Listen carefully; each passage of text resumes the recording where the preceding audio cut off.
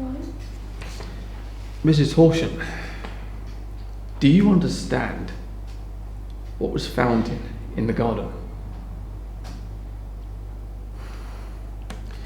Because according to your daughter, your sister Susan Gerard, formerly Susan Palmer, went missing in August 1949. Suki.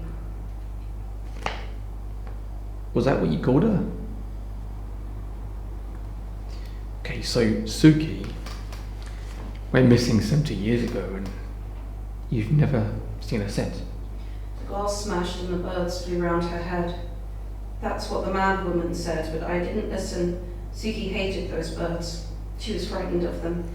It was Frank's fault. He brought them into the house. Can you tell me anything about Frank? He did a lot of favours.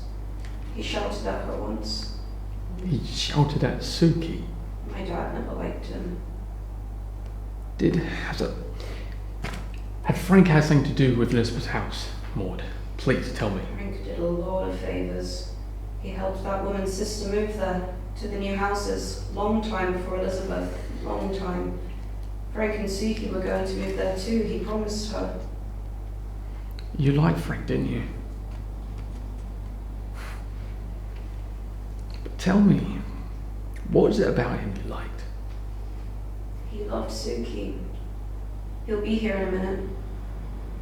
What will happen then, when Frank comes in? Suki will pack her case, then lock it.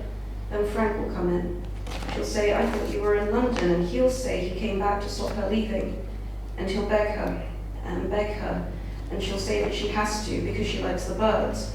And then she'll powder her nose. Frank will cry and do something. He'll push her into the mantelpiece and she'll fall.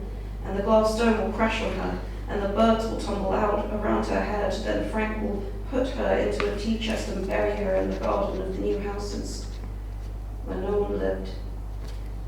And then he'll offer to plant the marrows.